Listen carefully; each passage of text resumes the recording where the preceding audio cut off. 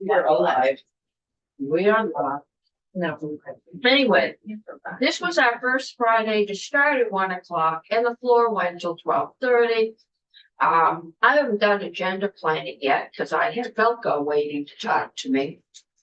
12:30. So.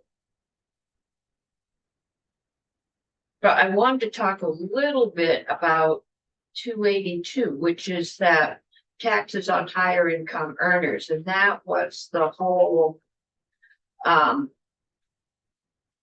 what was it called?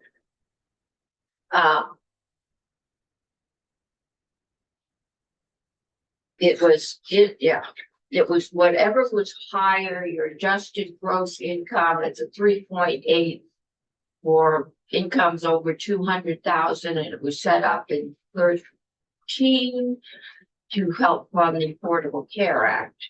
And that's the federal tax. I think the 200,000 may need to be adjusted because those are $2013, not 2026 or $7. This is the investment portion, This right? was the For income investment over- portion. And Wait, what are we talking about? this is Tanya's bill, 282. 282.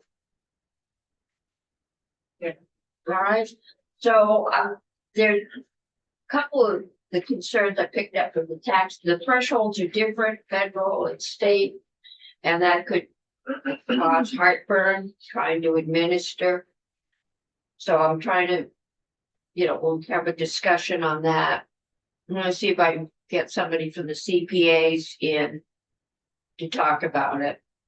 Yeah, And perhaps a counter, view from something like the tax foundation. well, I've got the chamber. I thought we talked to Veggie to see if they thought anything. And it's this for social responsibility, but then I'd like to tighten up on the numbers. This seemed to be one that wasn't clear how much we'd actually make. But I wanted to check up on that and then check back. Because that's one that we still haven't, we haven't finished. Well, that money would go right into a special fund for school construction, right? That's what the bill proposes. And this amount is helpful. You said you wanted the 282, person- the revenue goes to the school construction. I'm sorry. Yes, 282, yeah, Okay. Just like the two, just like mine, which is two. what's yours? Making it more expensive to stay here? In a hotel? Well, It's, yes, that's right. rooms and meals. Yeah. To go again, fix our school buildings Yeah. that are crumbling, including one of your, at least one of your, that's Which day? for mine, sorry. This goes into the bill that was defined in Act 73. That was like 20 pages. Which the committee of conference just looked over. Because nobody was changing anything, even when we found any money in going in. Right. New computer, works differently.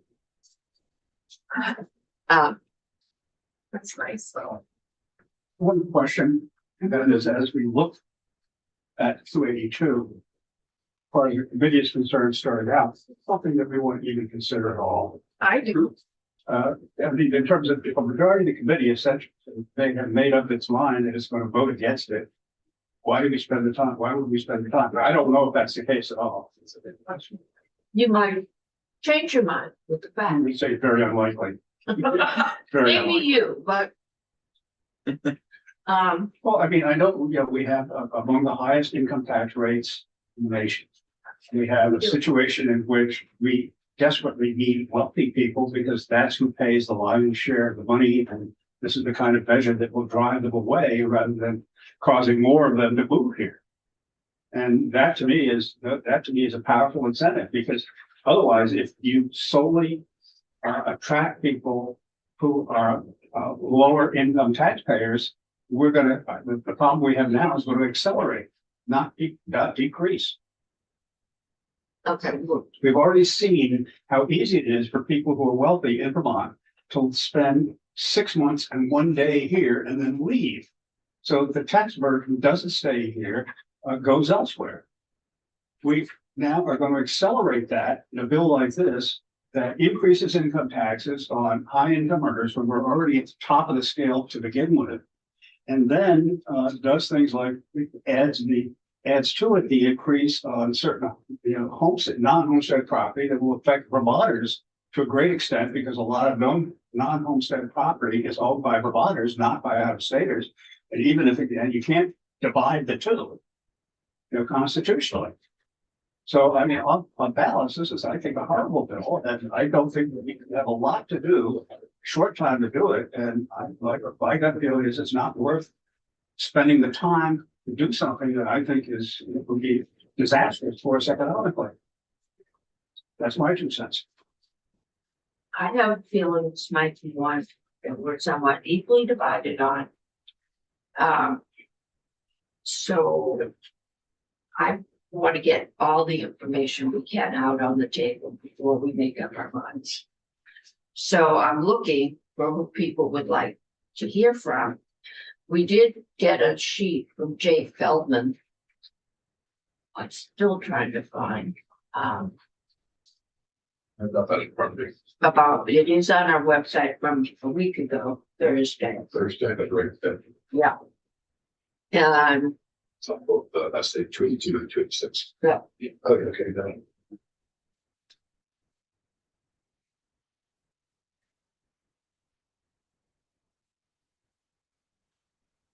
Does the bill contemplate a specific amount of the income tax surcharge? Just income tax or the Look, yes. Oh, wait, no, Oh, this sorry, is a sorry. tax on, think of the property tax specification. 282 is the investment income. Right, it's investment tax. over single 200,000 earners and married 250. Yes. For an investment income.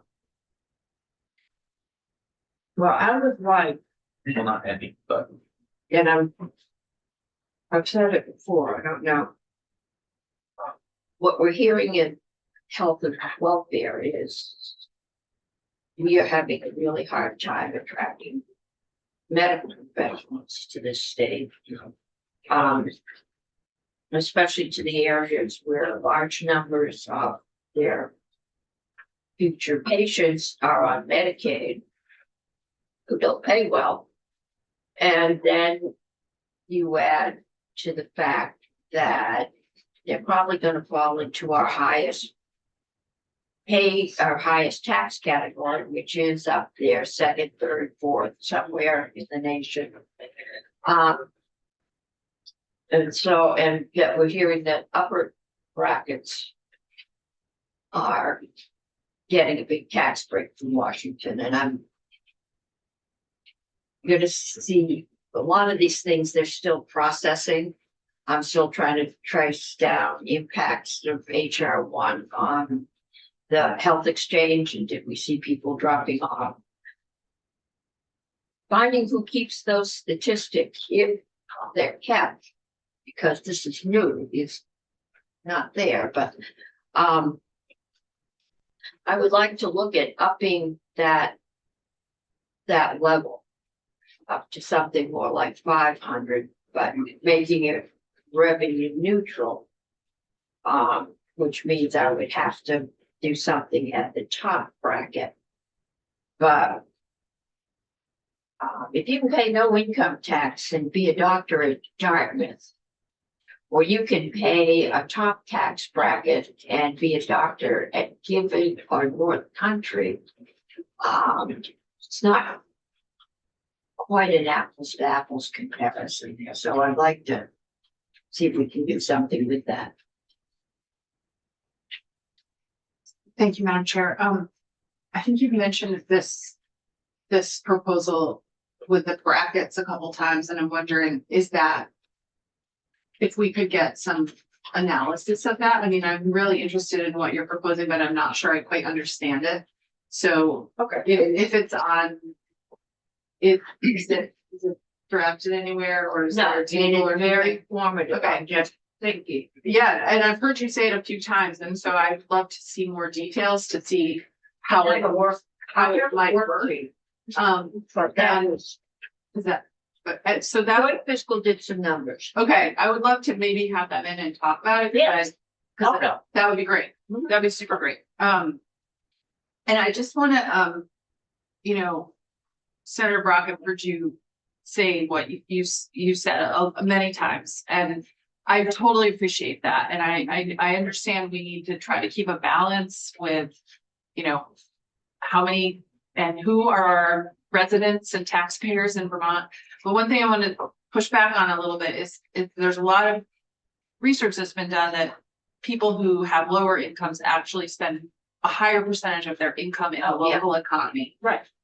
They are the people who are going to the grocery stores and, you know, shopping in our downtowns and in our, you know, the stores in Vermont. And so a higher proportion of their income is spent in state. And therefore, they actually pay a higher percentage of their income on sales tax in the state than other residents. And so when you look at the overall tax picture, including sales tax and, you know, property taxes, income taxes, all kinds of taxes. And this might be interesting to find out.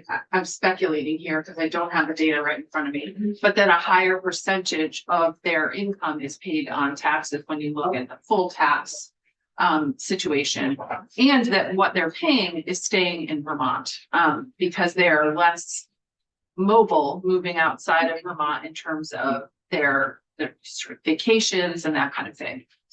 So I think we have to all be careful in making assumptions about how people make their decisions based on their tax status and their income status, and that we should really be looking at data to make these pronouncements.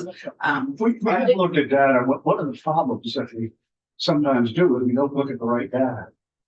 For sure. And because in some cases, we don't necessarily have the data. One of the things that we see happening, and we know that this happens, is this person who earns a lot of money in Vermont, particularly on sale of property, sale of business, sale of farm, and then moves out of state. We don't know the economic impact of the next level. What we do is know the impact of is the level of the person who moves to Vermont with an income. Do we look at that income? That is the person who often is the lower income rather than the higher income person, except when the person is there to buy a second home and they're not necessarily going to be a Vermont resident in the first place. And where do you get that other data that we've never had? We've never had all the people who come before us. The with data of analysis. people who leave or the The data about people who leave, you know, the notion that people leave. We don't know what they earn after they leave, and particularly when we recognize it so often, we're making information about what people income on the basis of their last period of time here in Vermont, when we do know that so often it's the person who has the one-time increase, the one-time higher income that leaves Vermont as opposed to the opposite. Yeah, I mean, I think overall, the data, the studies on this issue have shown that taxes are not the reason why people are mobile and move from place to place. They move for other reasons, you know, for a job, for family, for climate, for, you know, other opportunities. And so I think also we don't know, not only do we not know their incomes, we don't know necessarily why they move, but the sort of larger studies on this issue have not shown that people are moving because of taxes generally. Well, I think what we heard I is that certainly there see was very little academic study. Public Assets has told me they're gonna get me Public some assets, study. though, has a point of view. Yeah. Well, no. And, At but times when you look at the point of view, you also say, can you get independent studies? You can get the other side, the other point of view. That may be if there is very little academic, and that was Carl Davis who said there's very little. It was last time we had this argument or discussion, but I think we need to make sure we're talking about the same thing. Because a percentage of somebody making $50,000 and they're paying 20% of their income in taxes is a different dollar amount. And I think what Randy's talking about is the total dollar amount. And the thing we do know is I think it's the top 10% pay in 50% of the actual revenue. It's like healthcare, there's a group at the top, and when you look at the absolute dollars I think. it's they get paid in, it's a very small percentage.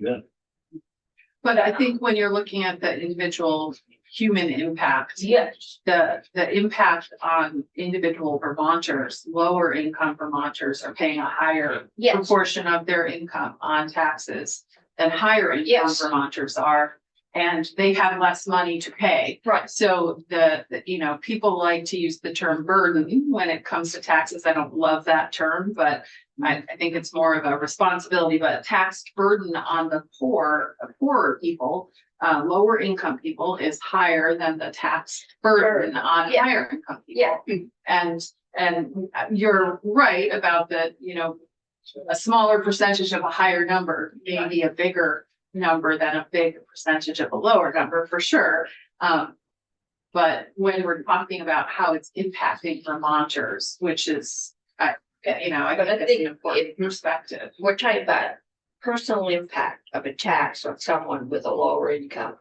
Definitely hurts more. Sure, That's that's why why we we do. for, no question it does. But the one thing though, that I think we need to bear in mind is that the more high income people that we have and can keep, the lower the tax burden will be on lower income people because the higher income people pay so much more.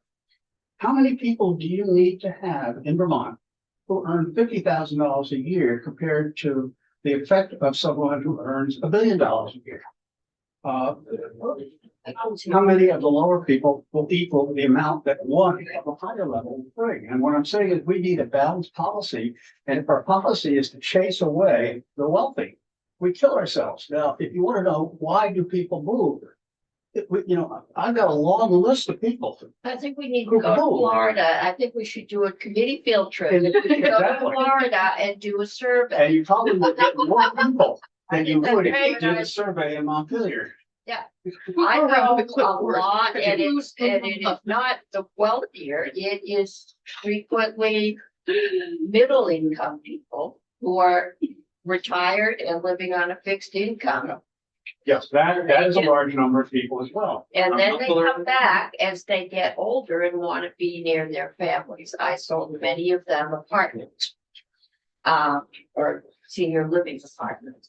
And I would be quite surprised that that wasn't one of the impacts on the American Van Lines number. Well, I mean, the other thing is go look at the tax reporting of people who've run for governor in the past 20 years as to how much of the money that they've raised has been raised from people who actually live in Georgia or in Florida Yeah, right now. so Because that's where they're raising the money in a lot of cases from Vermonters who move. I think, at least my personal goal is to set up a balanced system so that we can relieve the tax burden on the folks for whom it is a true burden, like I can't buy groceries. But we also treat people fairly. We talked about behavioral changes. I don't know why. Probably when I was sitting around worrying about having lost my phone with my charge card in it. At 4 a.m, I got to thinking about other behavioral changes. When we were looking at changing the tax code and we were not passing through an additional deduction for charitable deductions, every cultural facility in this state was in here because they were afraid that their big donors would stop donating. Didn't seem to have worked out, but I believe we had one donor that built a police station for one of our major cities. And we have wings of the hospital that have been endowed by wealthy families. We have, I was told that the excess in the higher education trust fund was a deliberate, we like to say lack of, but this was deliberate estate planning to make sure that that estate money went in there. That's some of the behaviors that could change. You could find that those, so, you know, it's all in how people perceive how we're talking about them, how we're thinking about them. And they are not a homogeneous class. We may have some robber barons, I don't know. But we also have some mega donors to good causes. Thank you, Chair Cummings. We have a problem.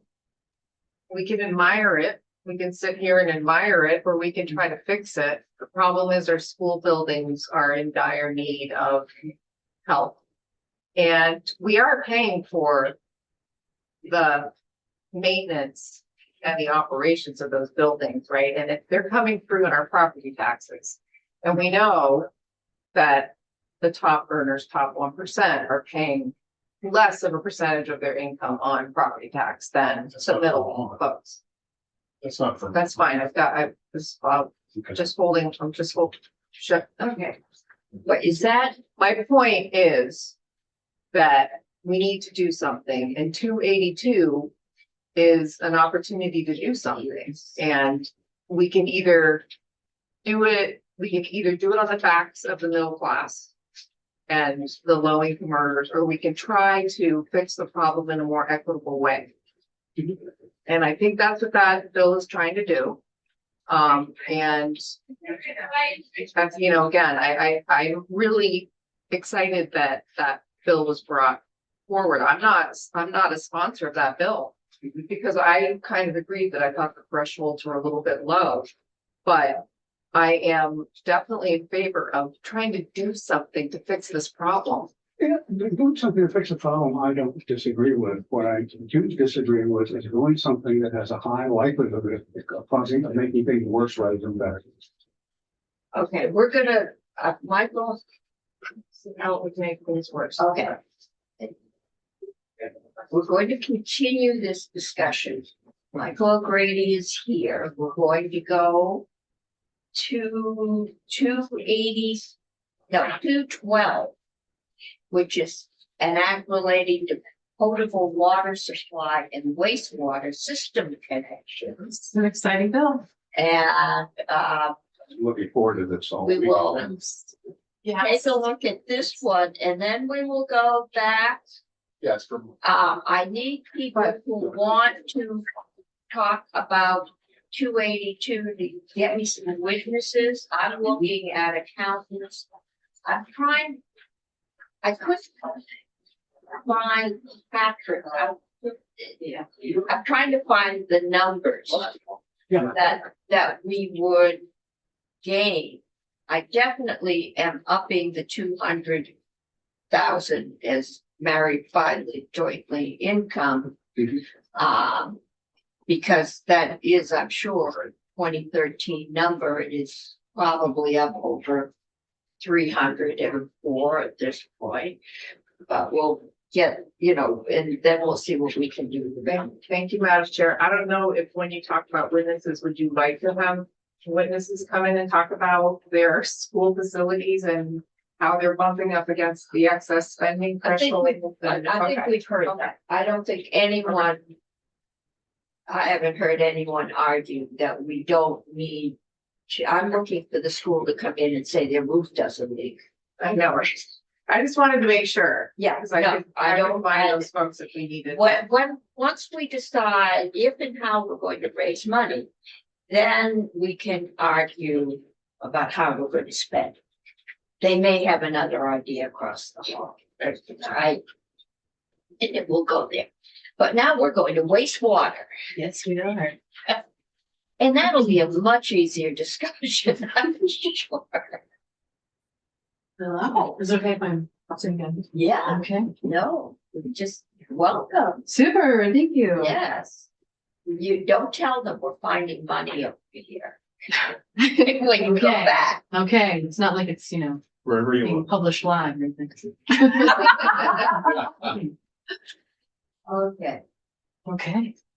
Shall I just dive in? yes. Okay, so S212, which a couple of your members are already familiar with.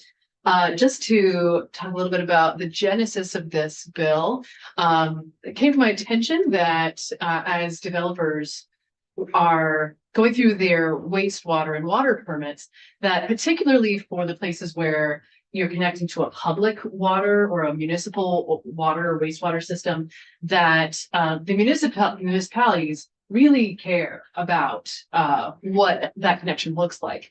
And it's not to say that the state doesn't care, but there's a level of scrutiny that the municipalities often perform. And so then what is the role then of a state permit beyond that? And turns out this has been an ongoing question for a long time. I think it's fair to say. I'm about to cheer. Yes. That the mayor of Rutland and I tried to do this over 20 years ago. So it's not going away, but the, a little bit of, and actually, Mr. Grady can probably speak, Sure. more to this, but, there was a time when municipalities, could, well, still is true now, they could ask for delegation of the, authority to manage those connections. And there were a couple of municipalities that took that, but it came with everything. They had to manage all of those permits, and they actually gave it up. And so where we're at right now is with this still being a problem, there was a study, it was Act 47 of 2024. And that brought together some variety of folks to try to figure out what would be a logical path forward to making that simpler, to making this situation simpler. And they came up with some recommendations. The legislature ended up not taking that up.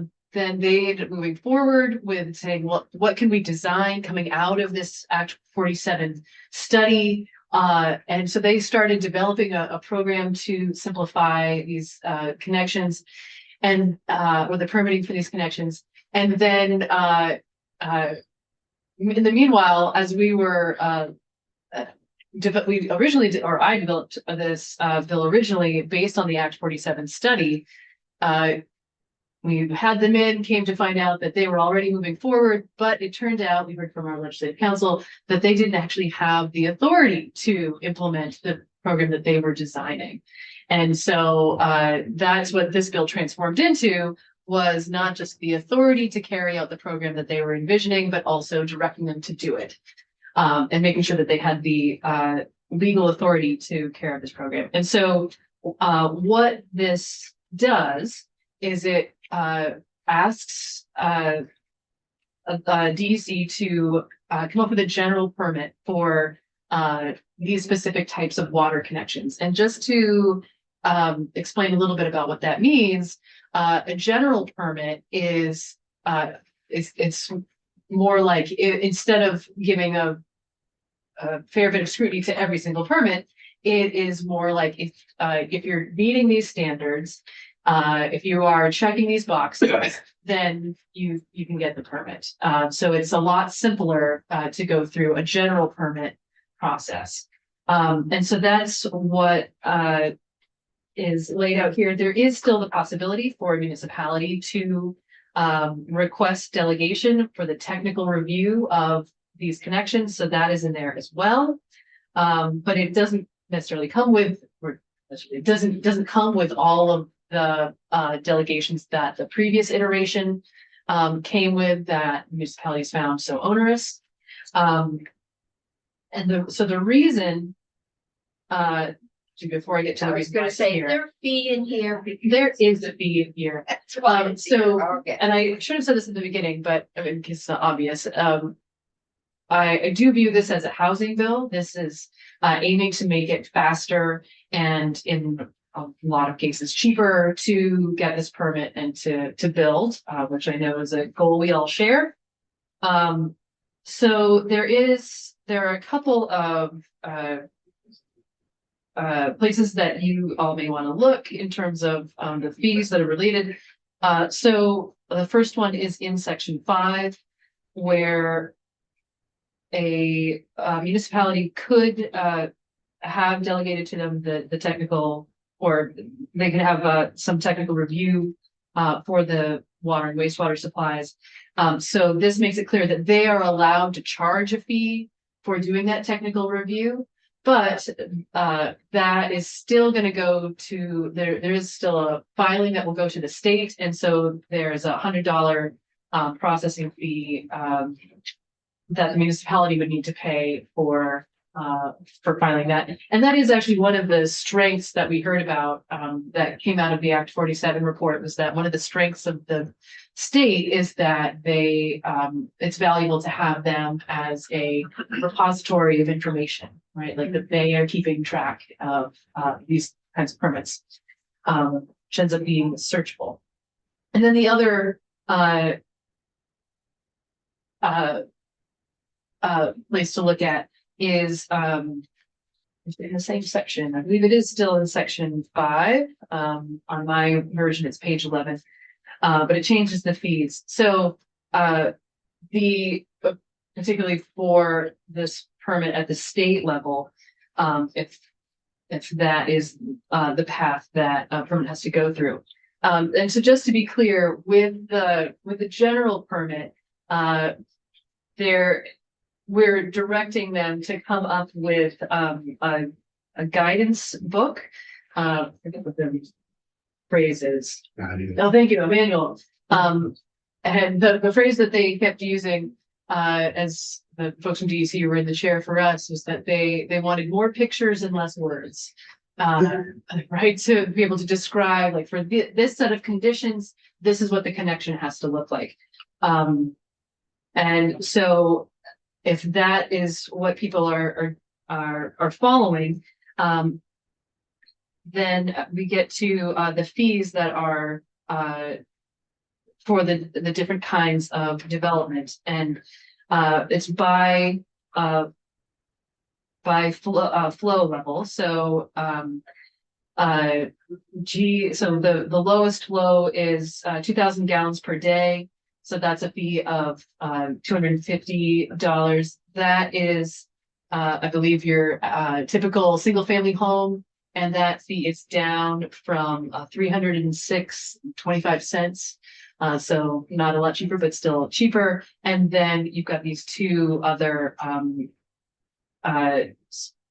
I guess, tiers, for lack of a better word, levels of fees at $2,500 and then $5,000 per application.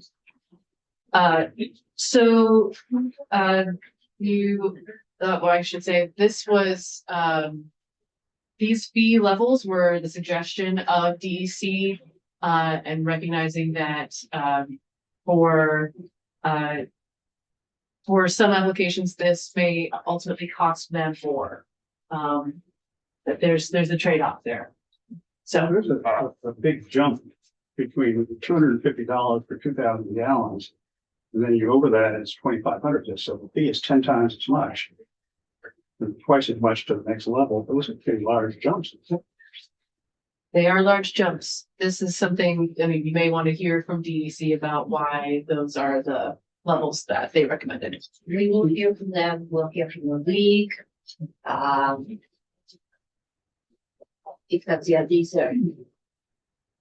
The initial fees don't look too bad, but when you get up to 13,500, it may get people's attention.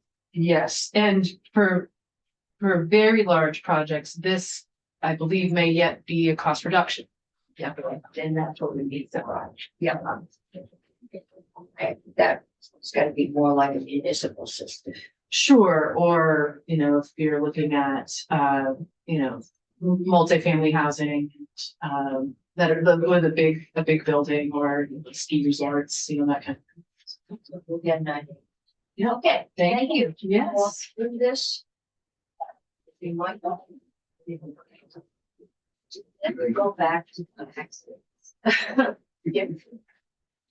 Actually, we're not. We're gonna go back. Well, we are. So good afternoon. I thought that was a great overview by Senator Watson. This is like a great budget council, but I think I'd like to provide you with some more context. So potable water supply and wastewater systems require permits in the state. What does that mean? That means wells and septic systems. But part of that program is also the connection of existing sanitary sewer lines, wastewater lines, and existing water lines to structures, new structures or existing structures. That requires what's called the connection. And the potable statute and the potable water supply and wastewater rules require a permit for that connection. Now, that program, the potable water supply and wastewater system program, works a little bit differently than most other programs. Most programs, you apply to the agency and you say, hey, can you give me my permit and tell me what I need to do in order to get my permit? For potable water supply and wastewater, a licensed engineer or a licensed site designer, together called licensed designers, they submit an application. With their application, they have a certified plan and a certification that says they meet the state standards.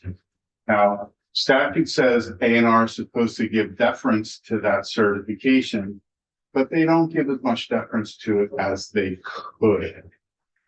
And that's important because you've all heard of like discharge permits and CSOs and TMDLs.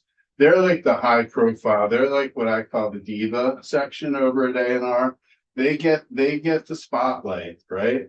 But the entity that is the permit factory over there is the groundwater and wastewater division. They produce more permits than any of the other divisions at A&R. And one of the things they want to do is they want to make some of their permits simpler. And the one permit that is really kind of easy for them to do is this connection permit. And as Senator Watson has noted, you have tried multiple times to address this issue in legislation. You first tried to say, hey, municipality, if you want to do connections, fine, you get delegated. But you said you have to take the whole program. Like you have to take all wells and all septic systems. And only 2 municipalities did, Charlotte and Colchester. And guess what? They gave it back. They don't want to do it anymore.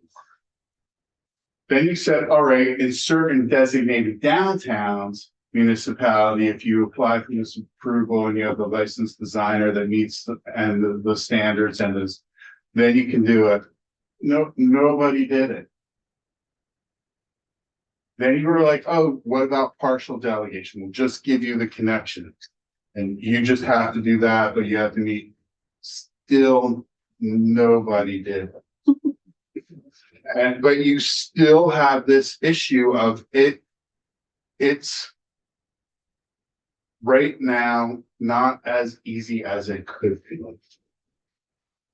And what A&R themselves proposes to have a general permit, to have the umbrella uniform requirements for connection when there's areas of commonality between connections. And you don't have to apply for an individual permit each time. You just need to have your licensed designer submit that application with the certification that they met the standards for connection. And A&R is going to give deference to that certification because you tell them in this, give deference to that. So it should reduce time, it should reduce the cost, and it should reduce the burden on A&R in doing connection permits. With all that said, some municipalities still want to be involved with this because connections are also a land use tool. because it can direct where you allow development or where you allow new structures and connections. And some of those municipalities have a fee on those connections to kind of drive development or uses to certain places. And the fees in those municipalities can be significant. So you don't necessarily want to take the fees away from those municipalities because they're not going to be happy. So they still get to charge their fees. Senator Watson says they also can apply to get partial delegation too, because we heard from the committee heard from a couple of cities that they might be interested in that. This, I think, is probably your best effort to address this issue so far. And I think it doesn't need municipalities to step up and say, we want to get delegated, or we want to be the one. It's the licensed designer just needs to meet the general permit. You don't need to have a licensed engineer on staff in your municipality. You just hire somebody. They're gonna have to figure out what they're over time. I bet you the licensed designers try to undercut the licensed engineers to be cheaper for what they're gonna pay for the connections.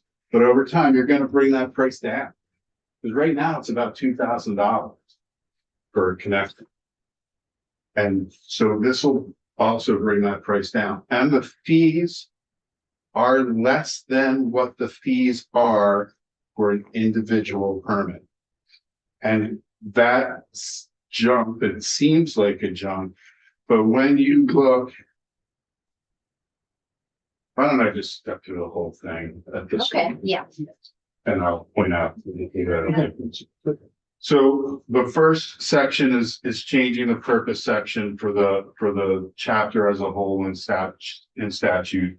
That previously said that one of the purposes was delegating the whole program, but you're not going to delegate the whole program anymore. What you're going to replace that with is the ability to issue general permits for connections. So that's page 1, line 16 through 19. Then you get the definitions.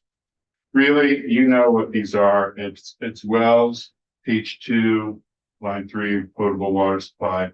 The change here is clarifying that a service connection to a public water system is also potable water supply under this program. And then on page 3, section 3, you see the permit requirements. The first thing I want to point out is what's already in statute, page 3, lines 12 through 18, how the secretary is supposed to give deference to the certified licensed designers in permitting. They need to give more deference. You try to tell them to give deference, they need to give more deference, and this is what they're trying to do. On page 3, line 19, going on to page 4, this is striking one of the attempts you've made to try to address this issue in the past, where designated downtowns with a licensed designer could be able to accelerate this permit process. Nobody did it, so it's being struck.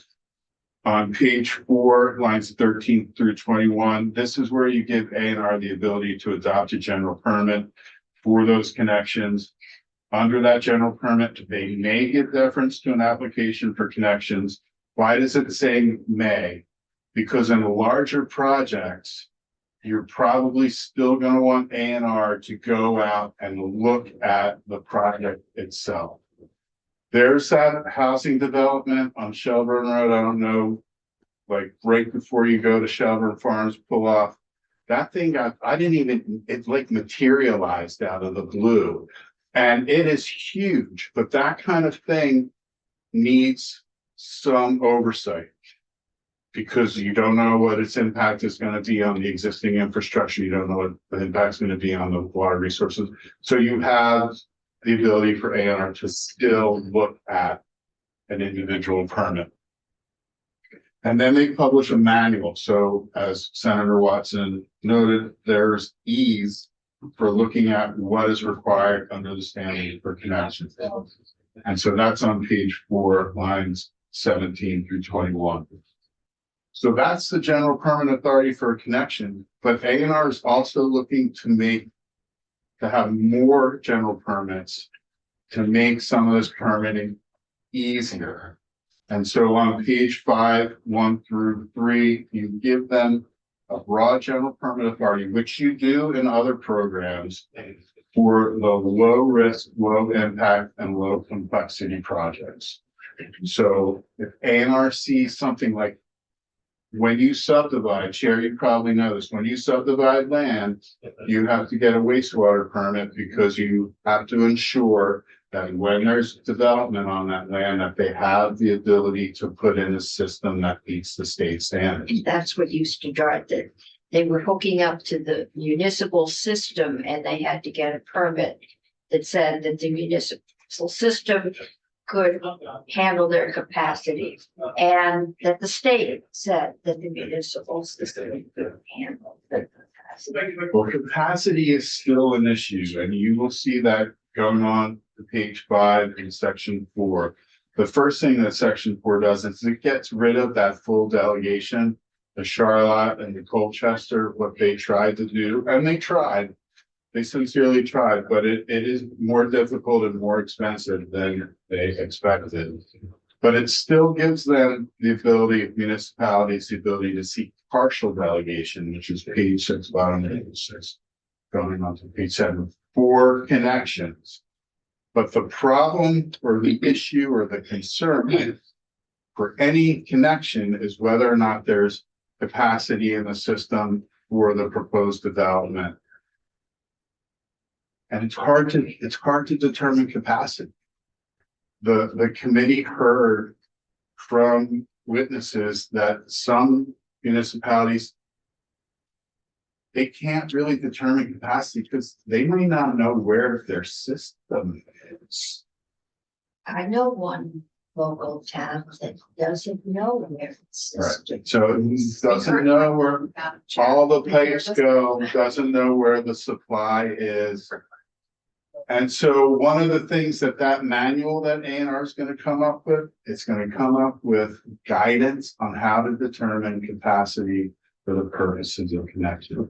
So there will be some uniformity in how to do it, but it's not a mandate. So you don't tell that town that doesn't know where its system is that it has to determine its capacity because it can. You know, private sewer system and lines out there that may or may not be documented. Well, it's working. Well, I'll tell you one day about the well that ceased to work. Where it's going. And I had a significant portion of this city pumping mud out of their faucets, the private water system.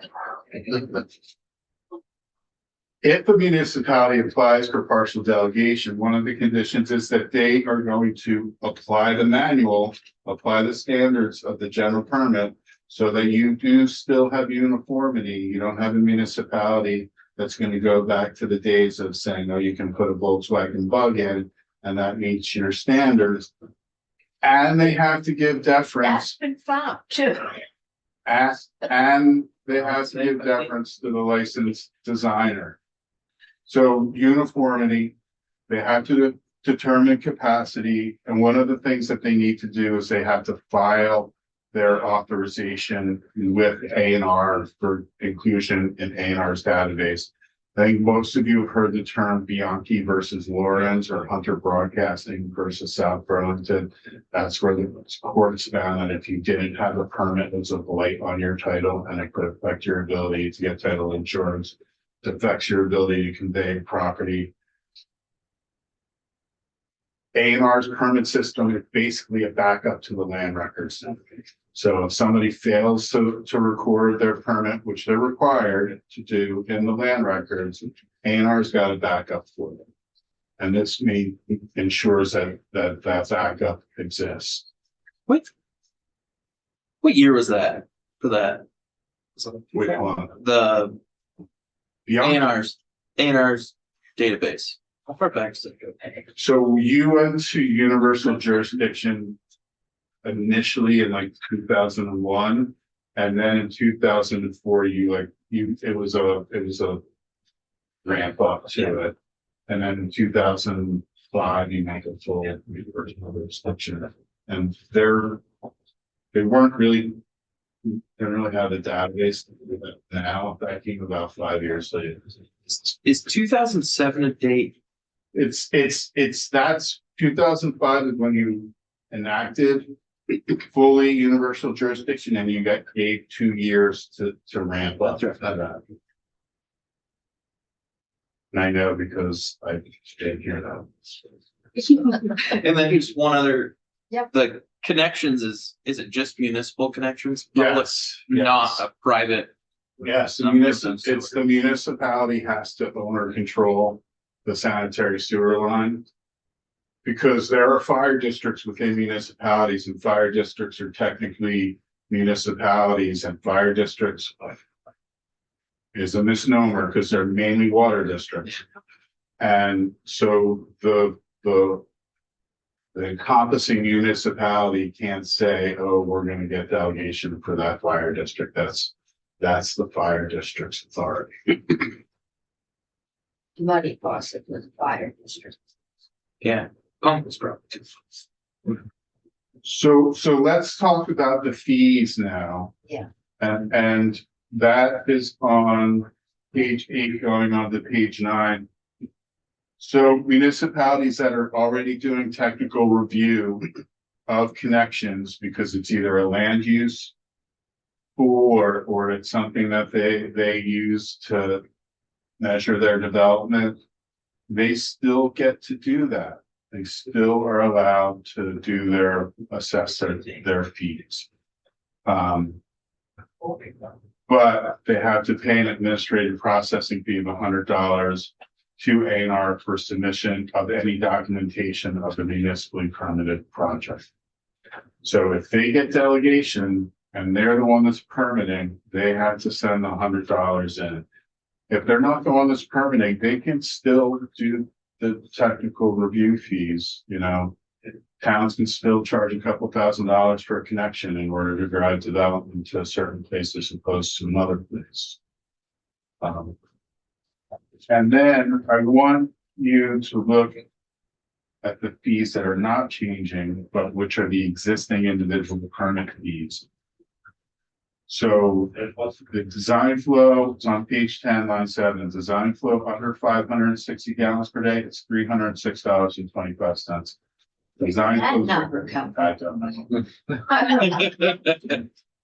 Design flows greater than 560 and less than or equal to 2,000. That's 870. So you're seeing tiers before that Senator Brock. You see how there's tiers and then on the new general permit, the design flow is anything under 2,000 is 250 and anything between 2,000 and 6,500, that's 2,500. And they're more expensive because you're starting to trend into those projects like the development on Shelburne Road. But that system probably has a design flow greater than 6,500 gallons per day. And that's going to have a $5,000 problem. And that's probably still, Brian Redmond, the head of the groundwater division, told me how much that permit cost as a percentage of the overall project. And it was not much, but I don't want to say what that number is because I don't likely mistake. Yeah, those are big projects, so it looks like a big number because we usually deal in hundreds, not thousands, like license fees. And this is it's a big deal to look at. And then the last section, there are provisions in A&R's rules which now would potentially conflict with what you did, like you took away full delegation. Well, there's full delegation requirements in the rules. You should just repeal them. And that's what section 6 does. It just repeals those provisions that are no longer relevant in the A&R rules. There are some new fees in here. That's why we've got it. Yes, and there's that $100 fee for the municipality the new fee for the general permit. And that's, We'll have to leave you. We should also have Ryan Redmond Oh, yeah. and the DEC. Could Oh, be an yeah, excellent- make it. I mean, Yes, Michael explained it super well, but okay. Yeah, we will have, I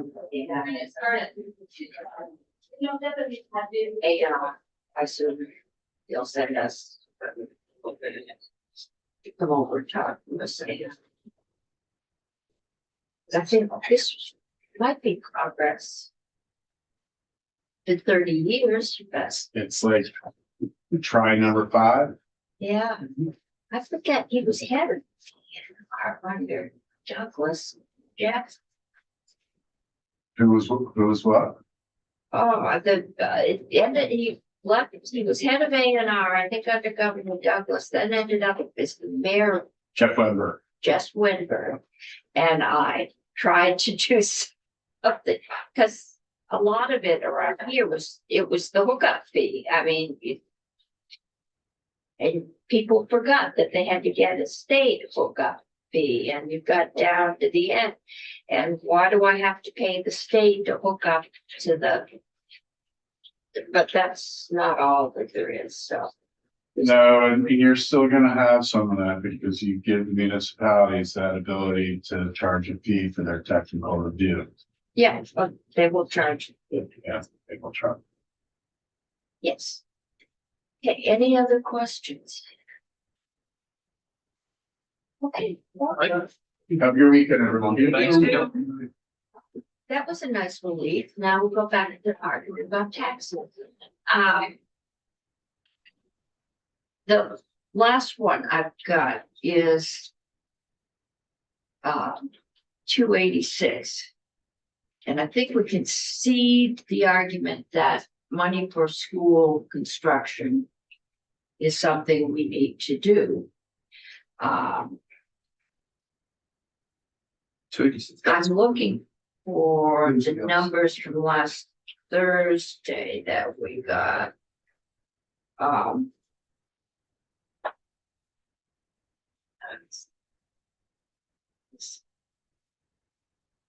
Yeah. That's when we got it. 286, yeah. Okay, that's.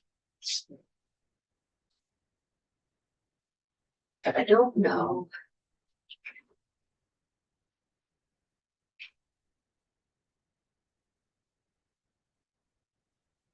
Yeah, so the ed fund, this money would normally go partially to the ed fund if it be diverted. Do I have rooms and meals tax here? Yeah, Yeah, 25%. I was looking, that's the revenue estimate. I was looking, I thought we had got numbers. I'm not seeing them. Let me see if they're. are you talking about numbers for 286? For where the, now that's the 13. That's property tax. Okay. No, I was looking for the numbers as to where those increases would put us. Are you talking, we're talking about rooms and meals tax? Yeah, where that, We're at the top, right? yeah, I know we're at the top, and I know when we looked, we did that. We did the 3, I know we saw them, I just can't find them. Well, we got the 3% surcharge that was dedicated completely on short-term rentals. We looked at, because I was concerned about doing some short-term rentals and not others, might give us a common benefits thing, because we weren't doing motels, but if we had gone up then, we would have been the highest by far in New England. I have had a email from the wedding planners. But but it does hit them. That was some of the, because you're doing $100,000 wedding. And that's laid out, and that big number is sitting right there, because a lot of what they do is rooms, meals, alcohol. My local around barn provides rooms, some rooms. But if you're renting out rooms, even in a local hotel, it does give you a competitive disadvantage. But that was the other one that we have.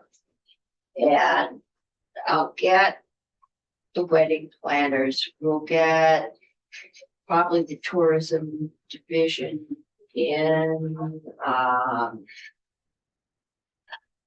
don't know who else, it's your bill, right? So, Yeah. Yeah. Well, I was just wondering, can we get data on our room? You know, what are our hotel room availabilities and throughout the course of a year? Okay, Is that we can possible? ask, that would be Commerce and Community Development, Tourism. Occupancy rates, maybe? Yes. Occupancy rate. Occupancy. Madam Chair, Yes. I don't know if you know this, but there is a bill that's similar to this. It's not the same one, Right. but it's down in, housing and economic development and it's related to using the funds for housing. So just so you know, I don't know what they're doing with it, but it is something that is on their I will docket. talk to the chair. Yeah, just. It's increased. Same type of thing. It's different than, it's some differences, but it's for, It's hitting the It's same hit- tax. it's a mix of different things, Yeah. but it's for, it would put it toward affordable housing. Yeah, Their I know they're revenues. looking for a funding source and not having to have to come in and get a budget allocation. Yeah, and it would But switch yeah. around something Yeah. in the ed fund, actually. So you might want to talk to I may Senator have- Clarkson about that. Would have them talk to us. I know everybody wants to steal ed fund money. Well, I think it swaps it out. Yeah, so- It swaps it. What she does in that bill, which is interesting, it came up a few times, was the sugary sweet beverage tax to basically supplant the money that currently is collected for short-term rentals, to commit that to housing, and to have the sugary sweet beverage per ounce excise tax go to the ed fund to pay effectively for universal meals. So it's just a swap rate. Yeah, it's a swap to make it sort of the We revenue don't source have a to show. show. Well, a new, it'd be a new tax. It would- Yeah, well, but It's not a swap. It's a new tax. it swaps out the existing. Swap out the existing What's the short-term new rental one? tax. Then replace it with a new tax. New tax. Okay, okay. Okay, we Just so we're. have the bottle distributors in to talk about sugary beverages bought in Lebanon and returned in. You should talk to Senator Clarkson first, because who knows what they're gonna What do they're with it in gonna the do. morning. Okay, yeah. I don't no, I wanna will waste our time if it's not coming to us. Yeah, Yeah, but she, so they I will wouldn't play they'll with take those housing down the without talking to her, so I don't know why she hasn't talked to us. Especially if she's altering the ed fund.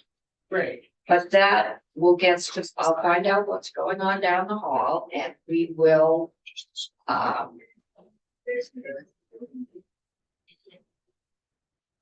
we'll so there is an association now. Short-term rentals has an association. Yeah. We will hear from them. I'd like to hear from the tax department Everyone has an association. on collections and Tax. what they Yeah. found out with the last round that we did, if there's been any issues with collecting. As far as I know, there is no. What yes, we were, that was, if you go through. Airbnb or any one of those platforms, I think that's where it's getting collected, so that makes it easier.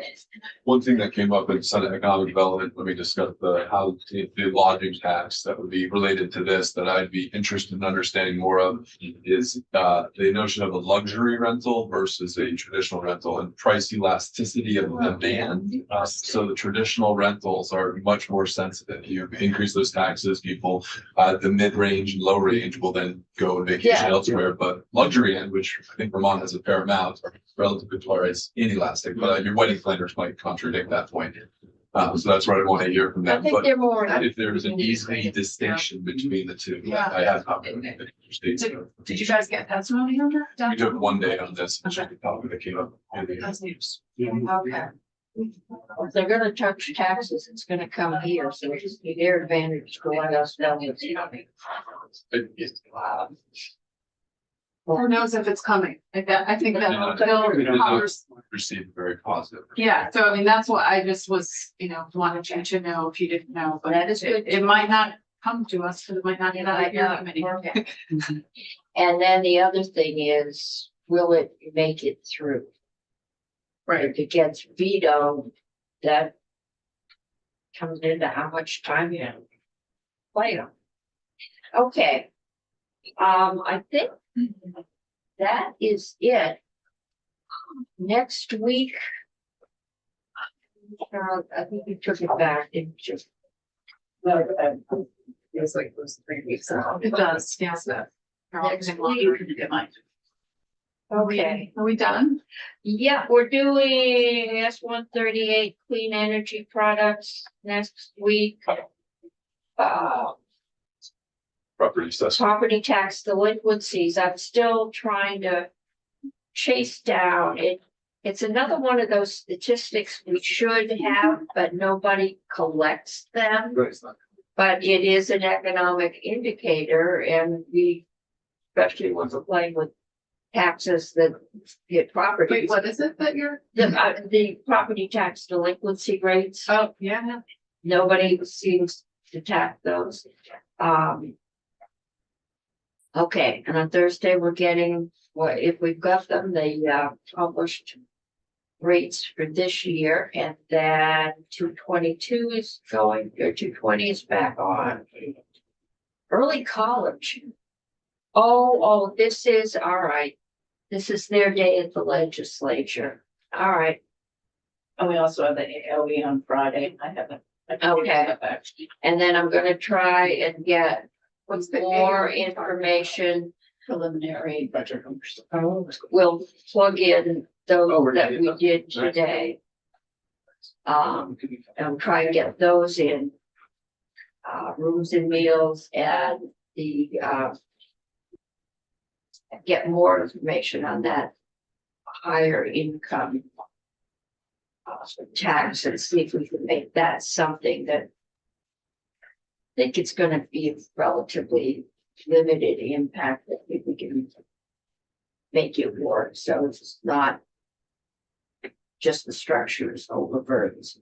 Just a quick question. Yeah, So we're gonna hear from the ARB on the numbers for 27, and then are we gonna get this, a similar kind of spreadsheet from joint fiscal for 220? what do you want on it? Well, sort of that 220 modeling for the 27 I will numbers. ask. Okay. Yeah, I think that's what the plan was from the other. I thought so, I was Yeah. just clarifying. I will double check on. Thank you. Okay. Would you like to go offline?